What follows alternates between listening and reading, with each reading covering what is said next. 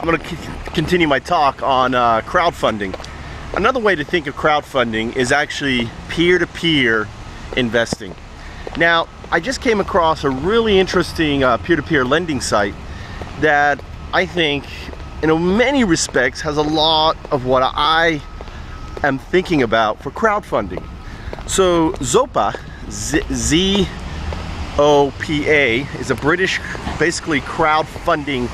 It's actually, they call it peer-to-peer lending system that, that allows you to either be an investor, or in this case a loaner, or a recipient.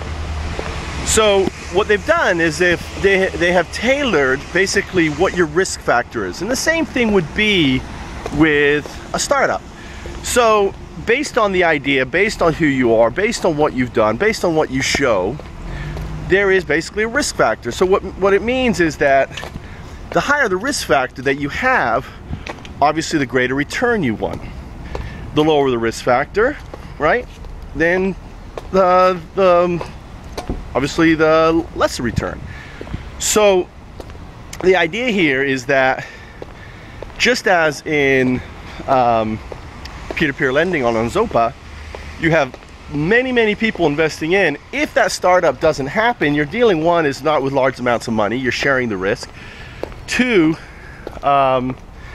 if it does happen, then you leverage significant of the wealth. So peer-to-peer funding or peer-to-peer investing is the kind of crowdfunding that I'm interested in.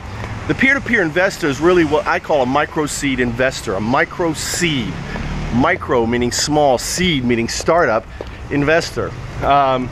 It's not a seed investor. A seed investor is actually someone who is basically what's known as accredited investor, someone who has at least $2 million, and someone who actually does quite a bit of investing into into startups. They're known as angels. So peer-to-peer investing, think about it.